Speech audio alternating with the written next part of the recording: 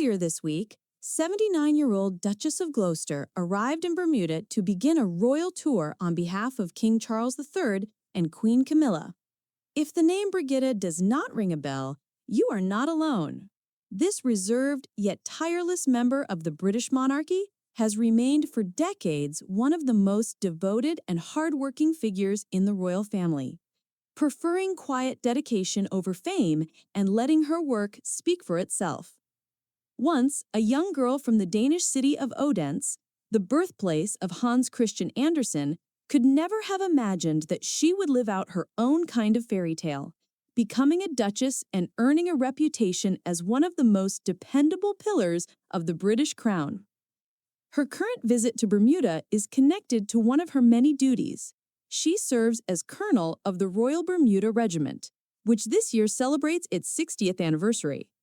Despite her age, the Duchess continues to take an active part in the life of more than 60 organizations connected with art, sport, healthcare, education, social welfare, and military service. It is remarkable to think that her journey began more than 1,000 kilometers away from Buckingham Palace. Birgitte Eva Vanders Henriksen was born in 1946 into the family of lawyer Asger Preben Wissing Henriksen and his wife Vivian Vandors. Although she did not come from aristocratic roots, she was no stranger to high society. She received her education at a Swiss boarding school and later at the Scandinavian Academy of International Fashion and Design in Copenhagen.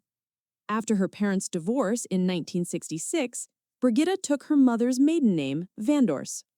A fateful encounter took place in Cambridge, where Birgitte had come to study languages. In 1966, she met Prince Richard, grandson of King George V and cousin of Queen Elizabeth II, who was studying architecture at the time. Warm feelings soon developed between them, and by February 1972, the couple announced their engagement. On the 8th of July 1973, their wedding was held at St. Andrew's Church in Barnwell, Northamptonshire. Birgitte chose a gown made of Swiss organdie designed by Norman Hartnell, the very couturier who had dressed the Queen Mother and Queen Elizabeth II herself. Defying tradition, the bride decided not to wear a tiara and instead adorned her veil with staphylococcus flowers, a symbol of marital happiness. That gesture seemed to reflect her character. Modesty and inner strength have always gone hand in hand for her. After the ceremony, she became Her Royal Highness Princess Richard of Gloucester, and later, in 1994, the couple moved to Kensington Palace. But fate took an unexpected turn. Prince Richard had not intended to become Duke. The title was meant to pass to his elder brother, Prince William. The young couple had planned a life outside royal duties. However, only 6 weeks after their wedding, Prince William tragically died, and Richard became heir to his father's title. In 1974, at only 27 years old, the young woman from Odense became Duchess of Gloucester and accepted her new path with grace and dignity. The Duchess soon proved herself to be a model of diligence and responsibility. Her name is connected with dozens of charitable organizations. She once headed the Lawn Tennis Association, which makes her a regular guest of the Royal Box at Wimbledon.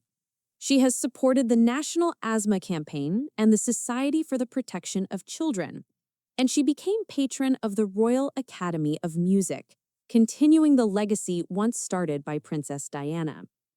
Speaking about charity work, the Duchess once remarked that for the British, it is not merely a duty, but part of their national character. In her words, helping others is a natural element of public life, and it fills her with pride to belong to a nation that values such service. Her words were calm and without grandstanding, yet they carried deep conviction. Her Royal Highness's activity has long extended far beyond the borders of the United Kingdom.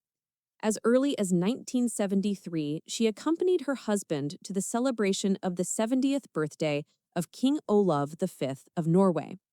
Later, the couple represented the crown in many corners of the world, from Tonga and Tunisia to Singapore and the Solomon Islands. They have particularly warm ties with the royal family of Tonga.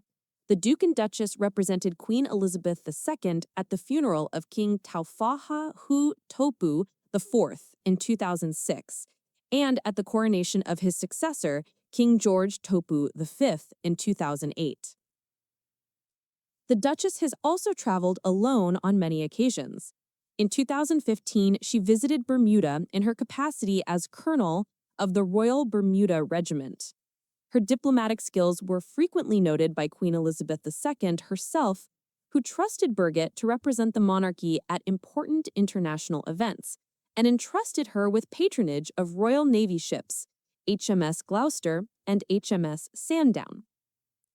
Alongside her public duties, the Duke and Duchess raised 3 children: a son, Alexander Windsor, Earl of Ulster, born in 1974, and 2 daughters, Lady Davina Windsor, born in 1977, and Lady Rose Gilman, born in 1980. Today, they have 6 grandchildren, including Xanda Windsor, Lord Culloden. The Gloucester family remains one of the most close-knit branches of the royal tree. In recent years, the monarchy has changed noticeably. King Charles III, even during his years as Prince of Wales, outlined a vision for a more compact group of working members of the royal family. The fact that the Duchess of Gloucester continues to be trusted to represent the crown is a sign of exceptional respect. She was included in the official coronation portrait alongside the heir to the throne and the Princess of Wales, an honor granted to very few. The Duchess is a constant presence at major ceremonies: the Order of the Garter service, the Trooping the Color parade, and the Royal Ascot maces. Despite her modesty, she remains an endearing symbol of loyalty and devotion to duty. This year, Birgitte has undertaken around 40 official engagements, many of them on her own, and her current trip to Bermuda will surely become one of the highlights of her busy calendar. She has a special connection with the islands. She has proudly held the title of Colonel of the Royal Bermuda Regiment for many years. The Duchess arrived on the islands on a British Airways flight at 6 o'clock in the evening. She was welcomed by Governor Andrew Murdoch, Prime Minister David Burt, and Chief Justice Larry Mussenden. Birgitte looked impeccable: a cream jacket, mocha-colored trousers, and suede sneakers, an outfit that combined elegance and practicality. Yet what drew the most attention was the brooch on her lapel, a sparkling monogram made from intertwined initials R and B beneath a crown. It is the personal symbol of the Duke and Duchess, a rarity even by royal standards, and Birgitte clearly wears it with pride. This visit marks the Duchess's 4th trip to Bermuda, the previous one having taken place in 2015. Birgitte has long established herself as someone equally at ease at international receptions and in meetings with veterans or volunteers. Her charitable mission truly spans the globe. Although the Duke and Duchess of Gloucester rarely make newspaper headlines, their contribution is difficult to overstate. Perhaps this is what genuine royal service is really about: not glitter and fame, but quiet, daily work for the good of others. In that sense, the Duchess of Gloucester is a true heroine of the monarchy, a woman whose modesty only highlights her importance. Her story reminds us that the most essential members of the royal family are not always those in the spotlight, but those who serve year after year with honor, humility, and unwavering dedication.